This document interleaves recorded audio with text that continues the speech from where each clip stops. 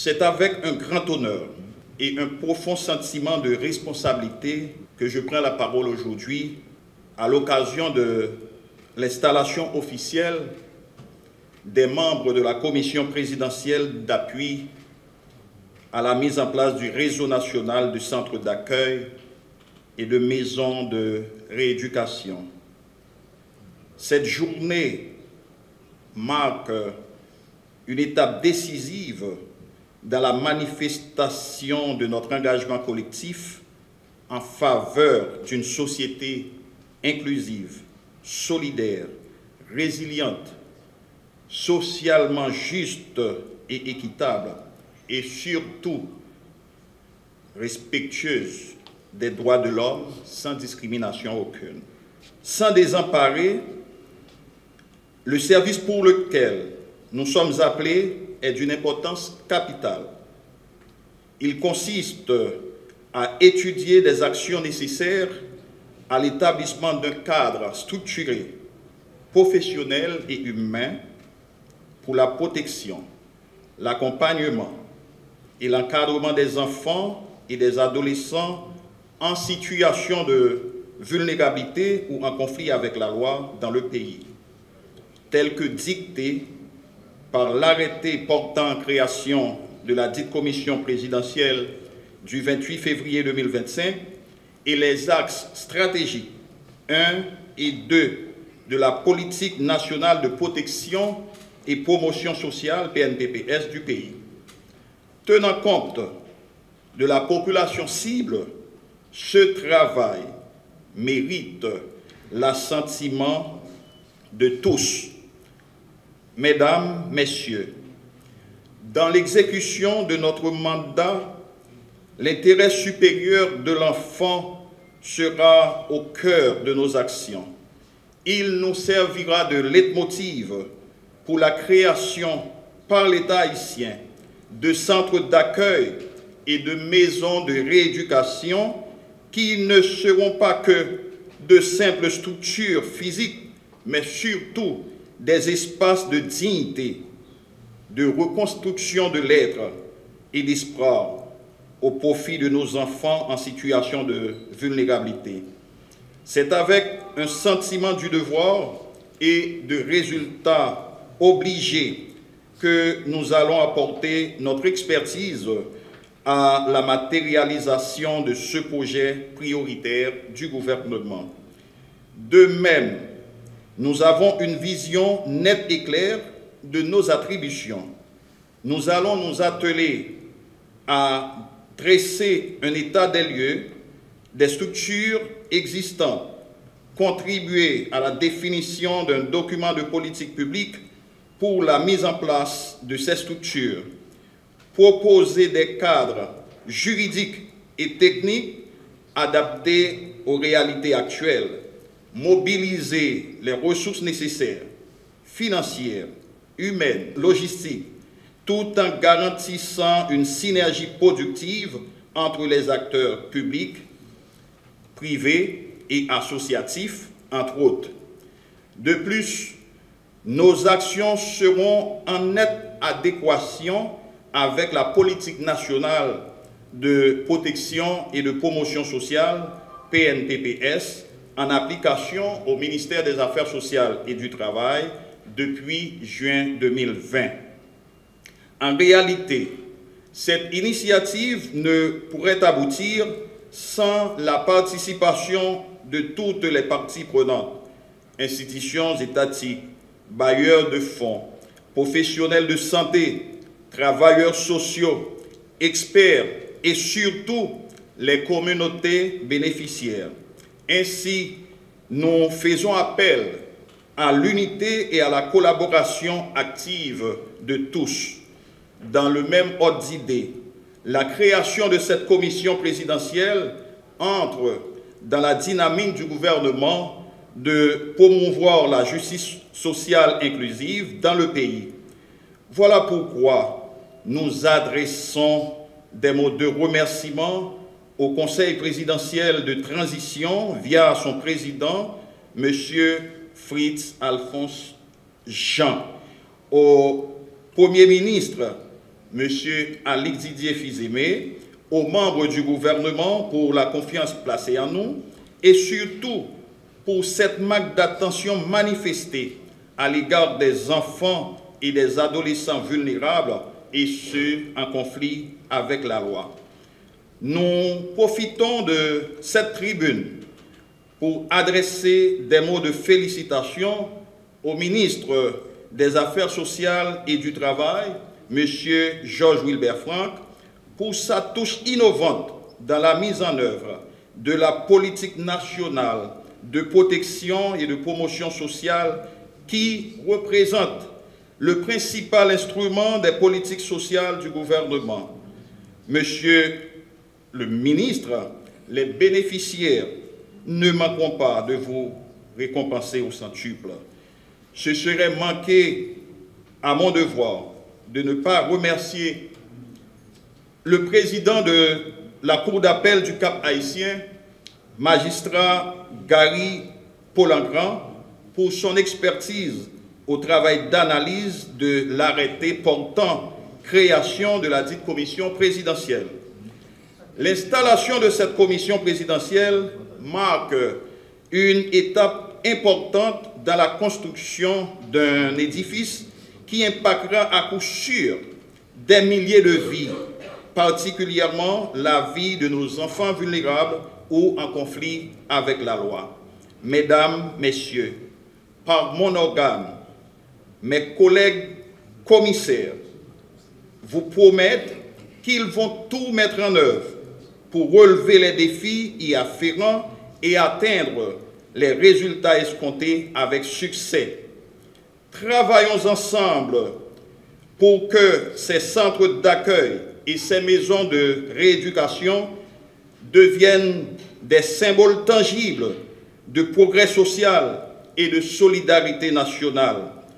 Je vous demande de compter sur ma franche collaboration et en ma qualité de coordonnateur, je saurai faire usage d'un leadership participatif pour permettre aux enfants de bénéficier de l'apport de tous les membres de la commission. Aujourd'hui, nous prenons soin de nos enfants avec amour, respect et dignité dans le but de casser la scène de reproduction de la violence dans le pays. Que nos enfants et nos adolescents soient traités avec dignité. L'insécurité orchestrée par la violence des groupes armés dans la capitale et d'autres départements du pays reste une préoccupation majeure pour le gouvernement haïtien. Elle empêche à la population haïtienne de jouir pleinement d'un droit fondamental, celui de la sécurité. Liée à d'autres problèmes non résolus, l'insécurité porte gravement atteinte à la famille, base fondamentale de la société. Cette violence se caractérise par la destruction des vies et des biens, rendant très critiques les conditions de vie des familles. Les parents se trouvent confrontés à des difficultés énormes, les empêchant de répondre aux besoins de leurs enfants. En réalité, la population haïtienne est composée majoritairement de jeunes. Voilà pourquoi ils sont les premiers à payer le prix de cette insécurité qui dure déjà trop. La situation dans laquelle vivent nos enfants et nos jeunes aujourd'hui nous interpelle à bien des égards. À un moment où ils devraient jouir de l'affection et de l'amour de leurs parents, se trouver à l'école ou à l'université pour s'instruire, se former et se perfectionner, malheureusement, en raison de leurs conditions de vie difficiles, ils se sont engagés dans des travaux dangereux, susceptibles de nuire à leur santé et à leur moralité. Dans la pratique, une frange serpente les rues des différentes villes du pays, pratiquant la mendicité forcée pour subvenir à leurs besoins. D'autres connaissent tous les maux de la domesticité ou deviennent des instruments des groupes armés. D'autres encore, en conflit avec la loi, reçoivent des traitements inappropriés. En général, ces enfants sont considérés comme vulnérables. Ils sont donc exposés à toute forme d'exploitation. Ces manières de vivre ne cadrent pas avec la protection, l'aide et l'assistance que nous leur devons conformément aux dispositions des instruments juridiques nationaux et internationaux. Ce tableau alarmant nous motive à dire que l'heure est à la synergie et à l'action en faveur des enfants et des adolescents, particulièrement les vulnérables ou en conflit avec la loi. Nous nous rejoignons à l'acte du Conseil présidentiel de transition, soucieux de son engagement envers les enfants du pays qui, par arrêté en date du 28 février 2025, a créé la commission présidentielle ad hoc dénommée Commission d'appui à la mise en place du réseau national de centres d'accueil et de maisons de rééducation. Ainsi, le 12 mars 2025, l'arrêté nommant les membres de cette commission a été publié. Ces actes vont en droite ligne avec la volonté du Conseil présidentiel de transition et du gouvernement qui est de satisfaire aux besoins urgents en cas d'encadrement et de protection des enfants et des adolescents en situation de vulnérabilité et ou en conflit avec la loi. En cette cérémonie marquant l'installation des membres de cette commission présidentielle, c'est avec beaucoup d'intérêt que nous apportons notre contribution à la réussite de cet événement. La pluralité des compétences des membres de la dite commission et le fait qu'il est prévu de faire appel à l'expertise des fonctionnaires de l'État et des consultants nationaux et étrangers en termes d'appui technique témoignent grandement la volonté du gouvernement d'honorer ses engagements en matière de protection des enfants. En ce sens, votre expertise, votre engagement et votre vision seront les piliers de notre réussite collective. Mesdames, Messieurs les commissaires, au moment où nous adressons ces propos, nos enfants vulnérables peinent encore à trouver un refuge sécuritaire où ils peuvent vivre en toute dignité. Ceux en conflit avec la loi éprouvent déjà le désir de se voir encadrés et rééduqués de manière à se mettre au service de leur patrie. L'heure est au travail. Le temps imparti pour l'exécution de votre mandat est court. Les défis sont énormes, mais ils peuvent être relevés. Nous tenons à vous remercier de votre disponibilité à nous accompagner dans ces travaux devant conduire à l'amélioration des conditions d'existence de nos enfants en ces temps de crise. Tout en vous souhaitant plein succès, Mesdames, Messieurs les commissaires, nous vous promettons toute notre collaboration nécessaire. Je dirais c'est un exercice particulier que nous avons fait.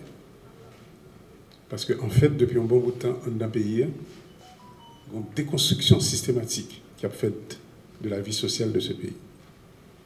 Et déconstruction, ça, est faite par les citoyens qui sont dans le pays, avec bien sûr des alliés internationaux.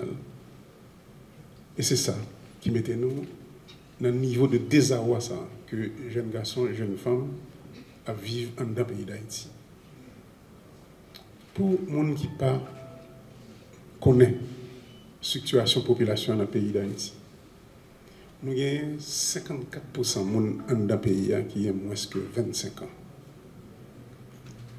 Et dans la globalité, ça, nous avons 36,5% de gens dans le pays qui ont moins que 15 ans. Comparé à l'autre pays dans les Caraïbes, qui justement vivent en situation de vieillissant, en population vieillissante, vieillissement de population par ailleurs. Nous-mêmes, c'est tout à fait le contraire que nous vivons là, comme il y a là, dans le pays. Par contre, les nous dans situation ça, les pays dans situation ça, et puis pas gagner des mesures de politique qui prennent pour assurer que vous encadrez jeunesse ça, vous encadrez force vive ça. Résultat, c'est ça que nous connaissons. Des milliers de déplacés, jeunes garçons, jeunes femmes qui couru aller tout partout.